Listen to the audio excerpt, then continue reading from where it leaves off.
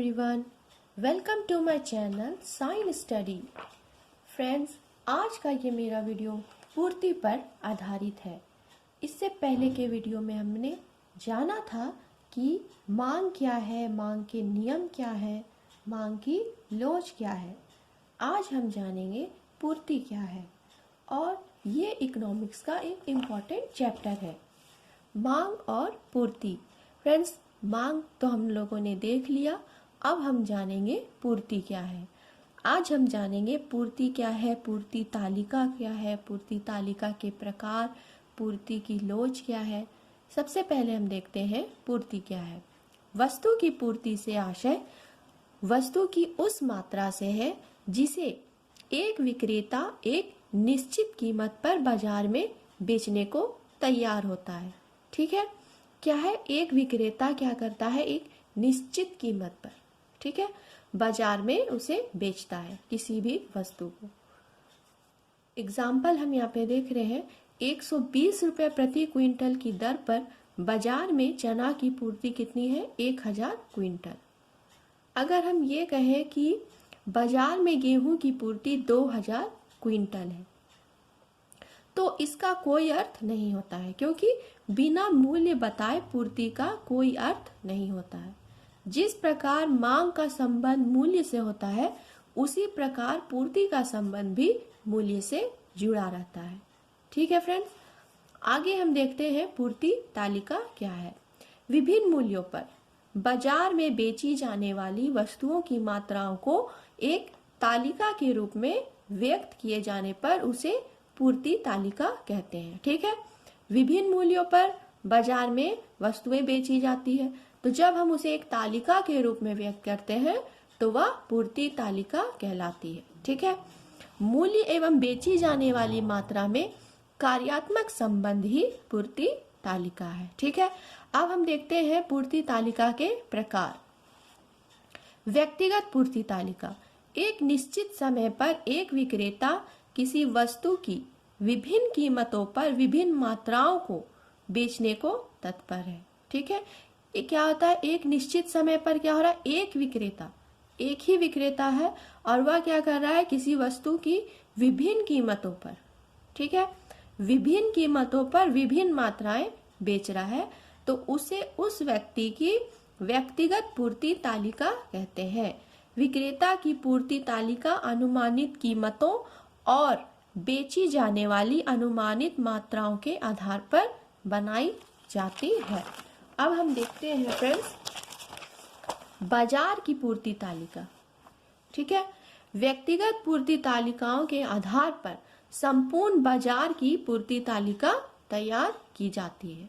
बाजार में सभी विक्रेताओं की पूर्तियों को जोड़कर बाजार पूर्ति प्राप्त की जाती है। ठीक है, सबसे पहले व्यक्तिगत पूर्ति तालिका कहते हैं और उसी के आधार पर क्या हम निकालते हैं, बाजार की पूर्ति तालिका। अब हम आगे देखते हैं पूर्ति तालिका से संबंधित कुछ बातें। पूर्ति की समान दशाएं, पूर्ति तालिका बनाते समय यह मान लिया जाता है कि देश में पूर्ति की समान दशाएं विद्यमान है और केवल वस्तु विशेष की कीमत ही परिवर्तित होती रहती है। इसमें क्या मान लिया जाता है कि समान दशाएं विद्यमान है, पूर्ति की मतलब सभी क्षेत्रों में समान दशाएं विद्यमान है और केवल वस्तु कुछ वस्तु विशेष की कीमत ही परिवर्तित होती है। परंतु क्या हो रहा है, वास्तविक जीवन में ऐसा नहीं होता है, क्योंकि अन्य बातें समान नहीं पाई जाती। ठीक है, इसमें क्या मान लिया जा रहा है कि पूर्ति की समान दशाएं विद्यमान है और केवल वस्तु विशेष की कीमत ही परिवर्तित होती रहती है। लेकिन क्या वास्तविक जीवन में ऐसा होता है, ऐसा नहीं होता है। दूसरा हम देख रहे हैं पूर्ति तालिका बनाना कठिन है। पूर्ति तालिका का बनाना कठिन अवश्य है, परंतु फिर भी पूर्ति तालिका का विशेष महत्व रहता है। अब हम देख रहे हैं पूर्ति रेखा। यदि पूर्ति तालिका को रेखा चित्र द्वारा व्यक्त किया जाए तो इसे क्या कहा जाता है, पूर्ति रेखा कहा जाता है। ठीक है, सबसे पहले हम यहाँ पे देख रहे हैं व्यक्तिगत पूर्ति रेखा। व्यक्तिगत पूर्ति तालिका के आधार पर बनाई गई पूर्ति रेखा व्यक्तिगत पूर्ति रेखा कहलाती है। बाजार की पूर्ति रेखा। बाजार की पूर्ति तालिका के आधार पर बनाई गई पूर्ति रेखा बाजार की पूर्ति रेखा कही जाती है। पूर्ति रेखा को हम लोग SS द्वारा दिखा सकते हैं। PQ कीमत पर पूर्ति की मात्रा OQ है। यदि कीमत बढ़कर P1 Q1 हो जाती है तो पूर्ति की मात्रा भी बढ़कर OQ1 हो जाती है। पूर्ति एवं कीमत में कैसा संबंध होता है? सीधा संबंध होता है।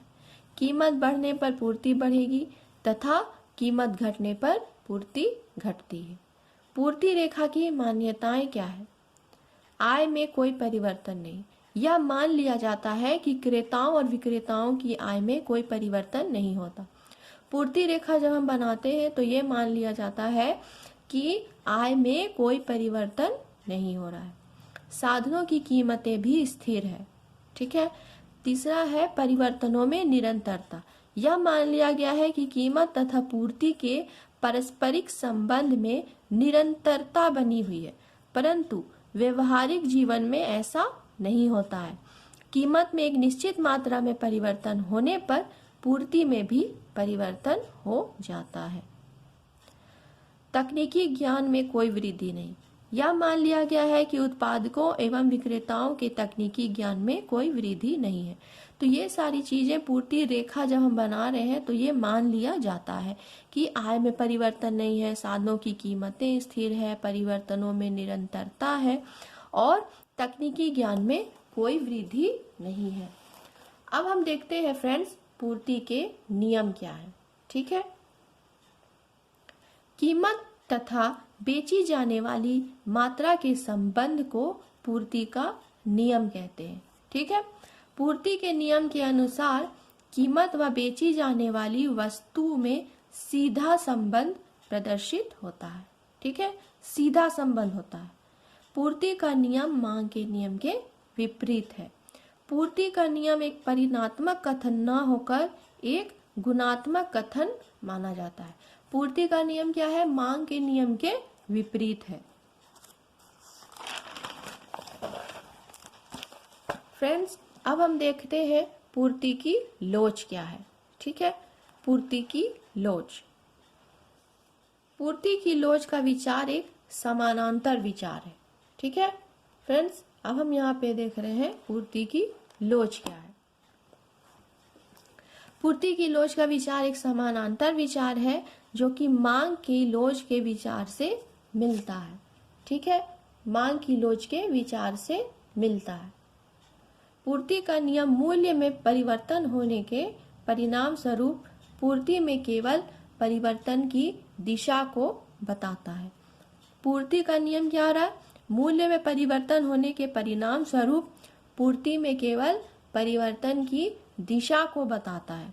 पूर्ति का नियम यह नहीं बताता है कि कीमत में परिवर्तन के कारण पूर्ति में कितना परिवर्तन होता है। ठीक है। यह नहीं बता रहा है कि कितना परिवर्तन हो रहा है। ये क्या बता रहा है? परिवर्तन की दिशा को बताता है। इज इक्वल टू पूर्ति में अनुपातिक परिवर्तन बटा मूल्य में अनुपातिक परिवर्तन। ठीक है फ्रेंड्स, अब हम देख रहे हैं पूर्ति की लोच के प्रकार। लोचदार पूर्ति। यदि वस्तु की कीमत के बराबर ही पूर्ति में भी परिवर्तन हो तो उसे लोचदार पूर्ति कहते हैं।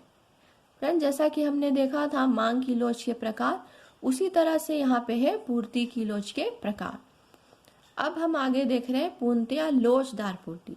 जब मूल्य में अत्यंत सूक्ष्म परिवर्तन होने पर पूर्ति में बहुत अधिक परिवर्तन हो जाए तो वस्तु की पूर्ति पूर्णतया लोचदार कही जाती है।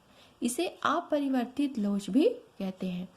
इस प्रकार की पूर्ति की लोच काल्पनिक होती है और व्यवहारिक जीवन में यह नहीं पाई जाती।